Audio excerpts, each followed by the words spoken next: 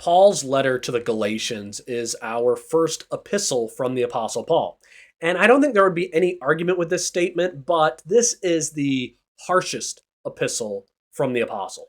Paul had planted churches in Galatia during his first missionary journey, churches that were a mixture of Jews and Gentiles who placed their faith in Jesus as their Messiah. But now that he has left to continue his gospel work elsewhere, some Jews, it appears that Paul presents them as unbelievers due to how harsh the words become that he says about them, but some of them could very well be believers in Christ. But some Jews have come in behind Paul's back and told both Jews and Gentiles alike that they need to keep the Mosaic law in order to, I don't think necessarily in order to be saved, but you definitely need to keep the Mosaic law in order to keep and maintain your place in the family of God. And Paul would have none of it. He preached a gospel of faith based on the person of Jesus and his completed work. And Paul is not going to stand by idly while that work of faith in Christ is torn down by legalizers. Galatians is one of the most important epistles in the New Testament, maybe the most influential book in church history, as I would argue it was Galatians that was the match that lit the fire that began the Protestant Reformation. And it is crucial for a proper understanding of both the gospel and how one grows in the Christian faith after coming to Jesus for new life. And Jeremy Thomas presents the reader with a concise commentary on Galatians. Sitting at 81 pages, this commentary doesn't dig deep into the text, but provides the reader with a basic explanation of the book to aid in their understanding and present several key truths for the Christian. I always love to have one or two of these shorter, concise commentaries for each book of the Bible to give me another point of view from another author to go along with the longer commentaries I read. And also these short ones are wonderful to share with other people, members of my church. And I found Jeremy's work to be enlightening, easy to read, and rare were the places where I felt his explanation of the text was off base. So if you're looking to understand Galatians better or to teach through this book, you should grab a copy of Galatians, Gospel of Freedom. And let me tell you just a little bit more about some of the things I liked from this 2023 release. Welcome to Rev Reads. If you want to discover more books that will help you to grasp a clear understanding of the gospel, please subscribe to the channel to stay up to date with my latest book review. Also, give this book a like, share it with others to help them know about the work of Jeremy Thomas.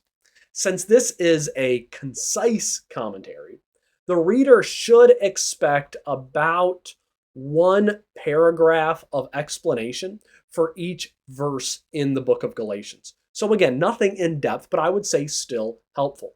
I thought his explanations were succinct and easy to understand, such as his explanation for the word bewitched, being an evil eye of influence over the Galatian Christians. His explanation of justification as reckoning or declaring was helpful for a Christian to understand the gospel being a work not based on us becoming good, just people, but God declaring us right after we have placed our faith in Christ. I really appreciated his words on why God gave the Mosaic law to Israel. I think a lot of people go wrong there, and he provided good explanations on how the law was intended for a temporary purpose until Christ would come, which is why we aren't under that law today. I was also in line with his teaching on how all the sons of God will inherit in his kingdom. There aren't inheritors in the church, and then those who have been cut off from inheritance altogether. Now, this doesn't mean we will all receive the same inheritance, but we will all receive a gracious and merciful inheritance in Christ of differing amounts and quality. His paragraph on chapter 5, verse 11 was especially good when he wrote on the accusation against Paul that he himself was still teaching circumcision was needed for salvation.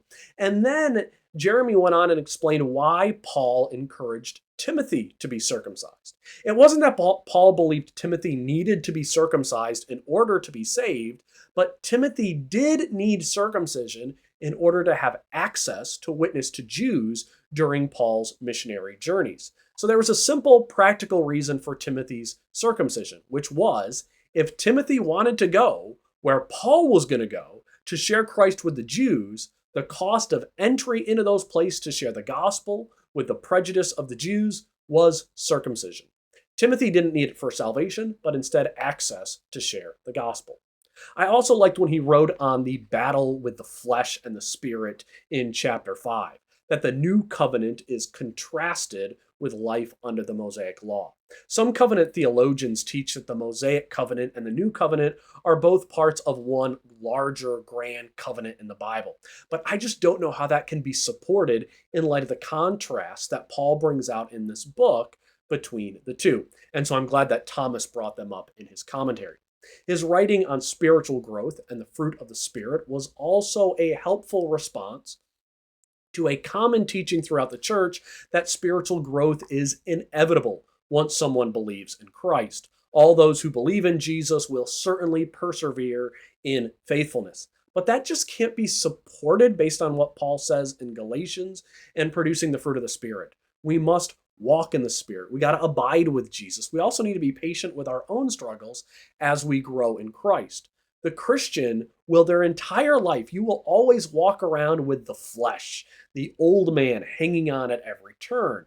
And for that reason, no person is guaranteed fruitful production throughout life. Instead, we need to fix our eyes on Christ. Finally, his explanation of the Israel of God in Galatians 6:16 might have been my favorite part of the book. He demonstrated how on the natural reading of that verse is not Paul dropping this truth bomb on the church that all of the church, you are all Jews and Gentiles alike, you are all the Israel of God. But the more natural reading is that blessing comes to those who walk in grace. Blessing comes to those who welcome all believers in fellowship, and blessing also comes upon the Israel of God.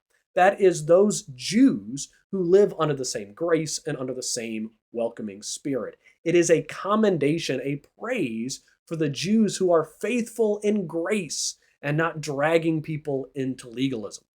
So overall, I would say that this is a helpful commentary on Galatians. And if you're looking for a better understanding of this very important book, Galatians, Gospel of Freedom by Jeremy Thomas, this is a great place to start.